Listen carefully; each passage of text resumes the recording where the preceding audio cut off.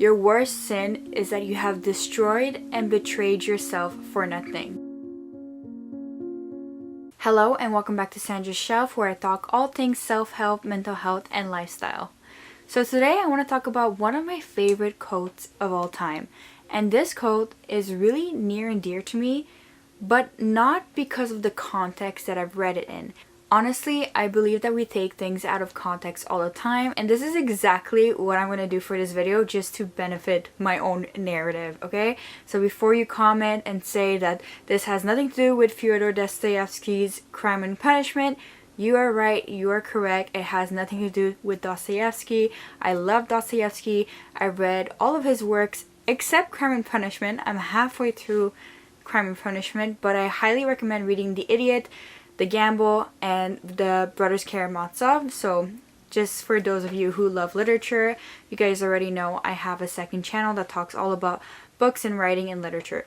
So now that we got this out of the way, let me talk about why I really resonate with this quote and why has it stuck with me for so many years, even before I got to start reading Crime and Punishment, okay? Now, before we get into this, oh my god, I'm so sorry. I have to stop for a second because this cat never sits still and never sits like right next to me, so it's perfect for the frame right now, and I just hope that he stays there. His name is Shadow. Look at him. Affection for once. My other cat is the one that usually comes in and out of these videos and is really affectionate and like will jump on me even while I'm filming. So anyway, let's go back. Okay, what was I saying? Yes. So before we get into my interpretation of the quote and how it relates to my life, be prepared for contradictions and be prepared for some heavier topics, but also like some humor to it, because I think that's the point of life, that you can make light of a dark situation and vice versa. And obviously you have to be respectful to yourself and to other people, because other people also go through similar experiences sometimes. And this cat is just entertaining me too much. He's such a distraction. Like, yes, have your shower right now in front of all of us and all these people is watching. Anyways, so let me talk. So going forward, I don't want to paint myself as this victim, but I also don't want to paint myself as someone who's lacking responsibility and control over my life either, okay? So you're gonna understand why I'm saying this before we get into this. It's because of the verbs destroyed and betrayed and how it relates really deeply to my own life and how I feel towards my own life. And then you have the word, the absolute word, nothing. And how nothing, I'm seeing this as like emptiness and like basically the opposite of fulfillment, right? In this context of my life and how I'm going to be explaining things. Now that we got this out of the way, let's get into this.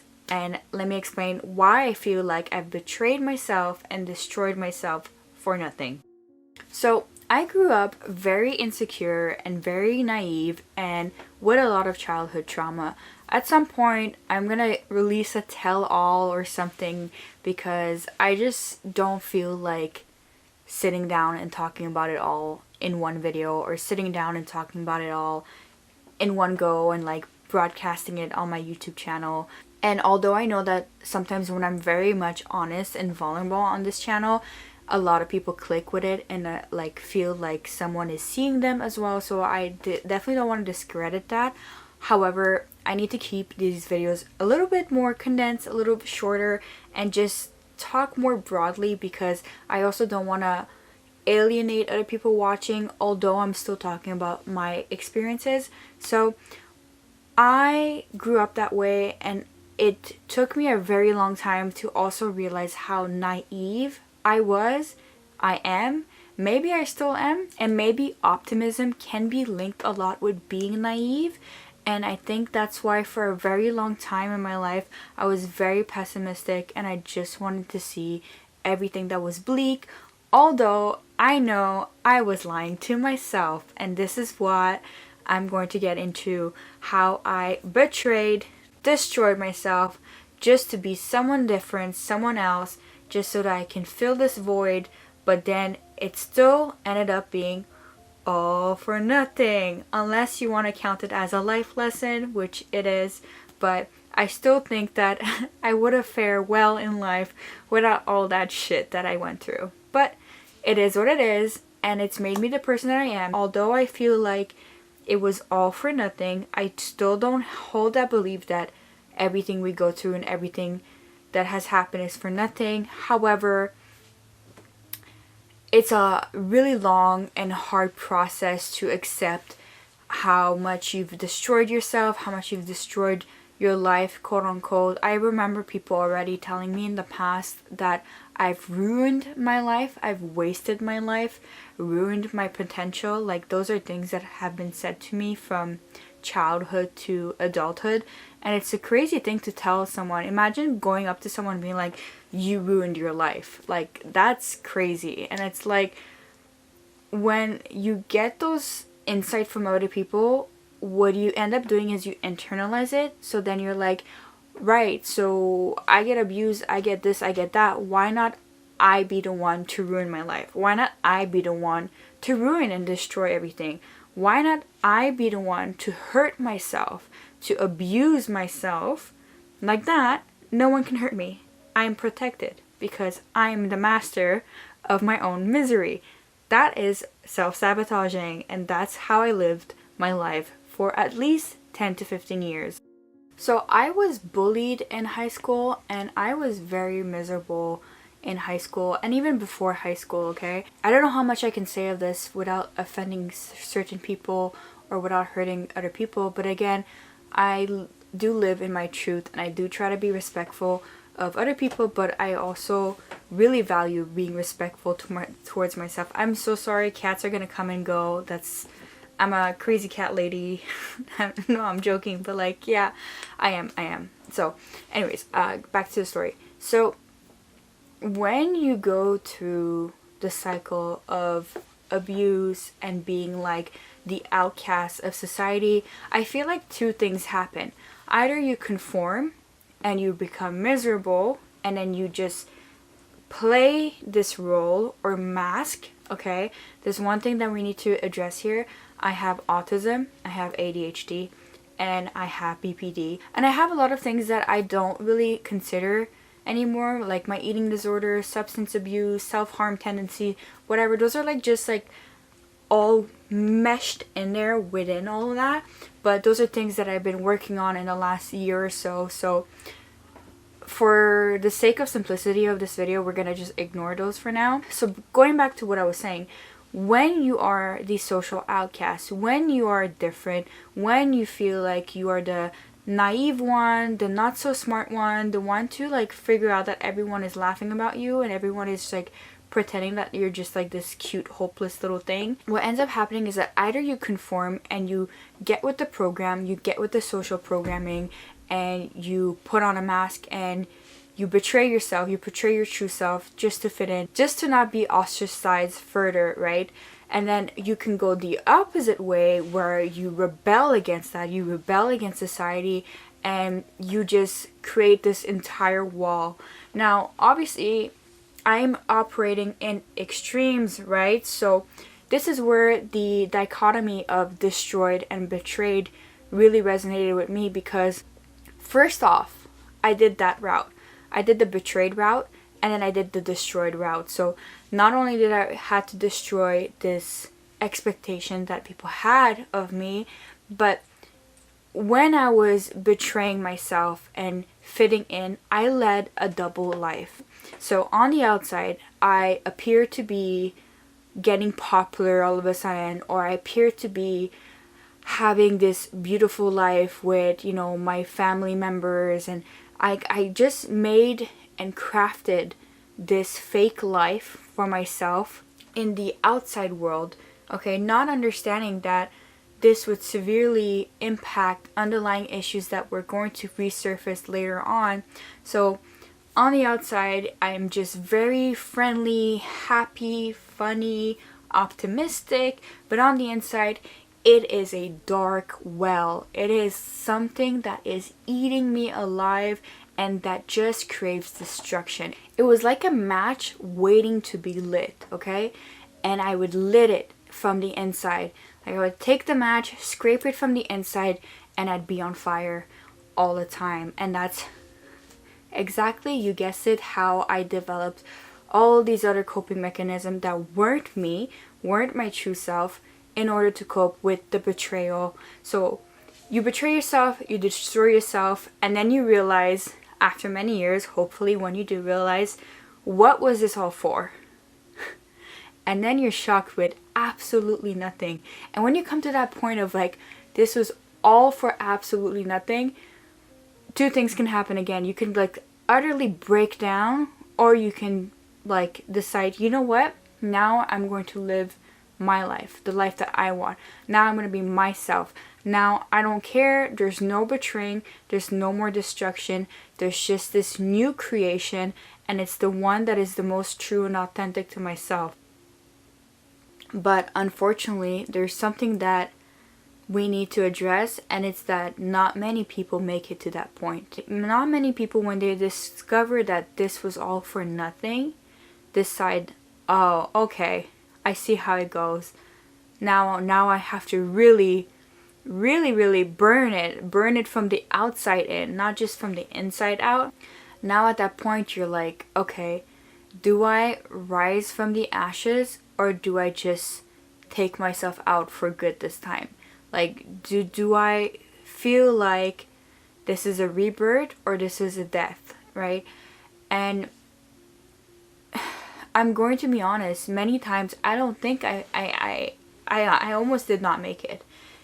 It was so much easier to, in some ways, it's crazy how to say this, but it's so much easier to betray and destroy yourself than it is to actually step into who you really are and rebuild and recreate yourself and create the version of you that is the truest to yourself. Because once you do choose yourself, once you do put meaning to it, once you do say, you know what, even if it was all for nothing, it was for something now, and I decide what that something is, people don't like that. People don't like that.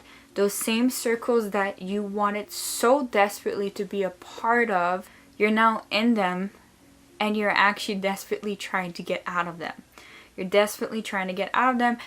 Now, I'm using this social metaphor a little bit too loosely, because what I mean by that is not just a social class. It's not just belonging to something that you're not. It's not just only about that. It's not just about masking.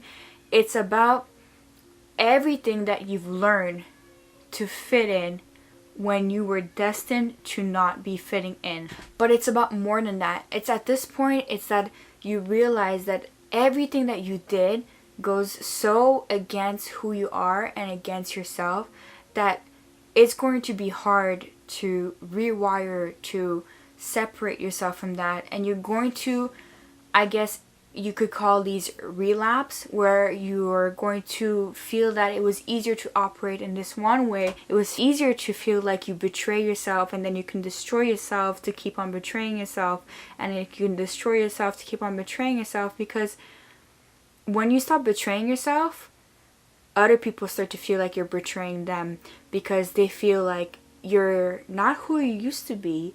You're not this person. You're not this. So what? You were suffering. That's okay. Like, you still were loved. You still were here. You still was accepted. You know what I mean? Like, people will try to downplay your transformation all the time. People will try to downplay who you pretended to be all the time, because it doesn't suit their own narrative. Because at the end of the day, we are social creatures. We don't want to learn that the person that was part of our group is not like us. We don't want to learn that this person was mirroring us. We don't want to learn that this person was pretending to be like us. We don't want to learn that this person was threatened by us, right? And now we are threatened by them because we're realizing how different they are. So I know this is a little bit extreme, but I think this goes for everything. This goes for like listen, I know this is going to be a little bit out there, and I know people are always going to be this divisive on this topic, but let's talk about the social pressure around alcohol and drinking and substances, right? We obviously all know that it's not good for you. However, we've rationalized it. it's not good for you if you do it every day. It's not good for you if you can't function without it, right? But let's be honest, like, is alcohol good for us? Like, in general, is it good for us? No, it's social conditioning. Everything that we do is social conditioning. The way that we adapt to our environment, to the people around us, to our family, to our friends, and especially through trauma, when you have been traumatized by the people closest to you, when you have been abused by the people closest to you, when you have been told by everyone around you that you are not normal, that you are different, and that you are just like someone else, you start to feel so alienated that what you do is that you infiltrate and then you alienate yourself from your true self, which is so much harder. And this is why we have so many teenagers and young adults and even older adults that just can't take it anymore, and then they take their lives, right? And it's really, really sad, because for a society that says that they promote diversity and they promote all these different options and choices, and with this capitalist society that we have, where we have millions of options for everything which we didn't have before, it's funny that when you dig deep down to the core with people and individuals, we do not want to be different from each other. We do not want to understand these differences within other people, right? And this is where the destroy and betray cycle happens for many people, because they don't feel like they can be their true selves. They don't feel like they can be, for example, their autistic self. They don't feel like they can be neurodivergent. They don't feel like this world is accommodated for them. And it's true. To a certain extent, we cannot argue this. This is true. This is like, we are still doing research on it. We are still slowly talking more about it. We are still slowly starting to see representation. And there's a lot of pushback. There's pushback even in the subtle cues of day-to-day life, right? So my whole life, I was sought out for something that was different in me, and yet I was also condemned for that difference. So it's like, on the one hand, people always wanted to be around me. They always wanted to hear what I had to say. They always relied on me for questions. They always relied on me for advice, for help, for solutions. And then you go home, you close that door, and you're like, this is it, I'm going to end it all, and no one has a solution for me. No one has the answers for me. No one has the help for me. No one has the guidance for me. No one can think my brain. No one can help me to and sort these things in my brain. And that was so hard for me. That was so hard for me to be like, how can I get into this room, into this classroom, into this school event, into this family gathering, these close friends gathering? How can I get into these relationships, these situationships, to everything? Every time I was thinking to myself, how am I getting into all of these places? How am I unlocking all of these doors and still feeling trapped within my own self? Still feeling trapped that I am not myself.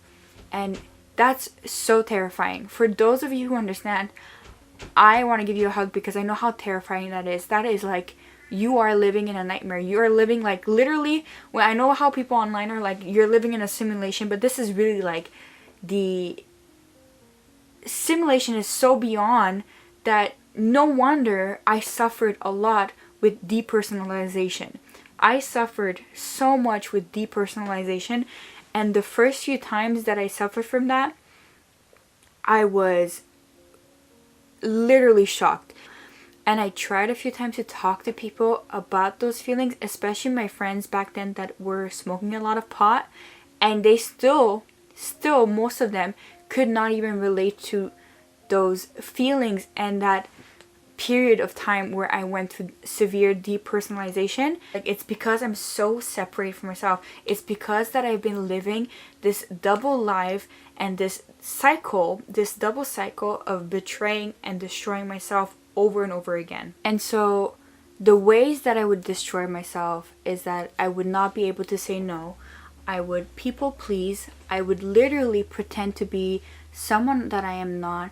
I would literally give everything, all of my energy, everything to everyone all the time, and I would have nothing for myself. I would not have that time for myself. I would not have, been able to even ask for help, because every time I did, it was so out of the norm that I could not get any help from anyone.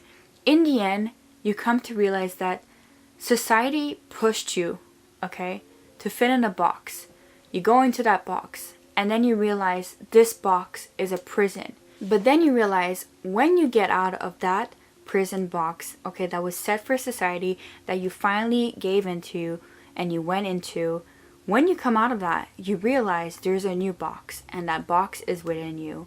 And that box within you is not that much different. It is another box within a box, and then you realize it was all for nothing. But I think that you need to get out of that box. I think that if you want to survive, you need to get out of that box, and then you need to assess the box that you have within yourself, and you need to see, okay, what do I do now? What is now? What is the middle ground?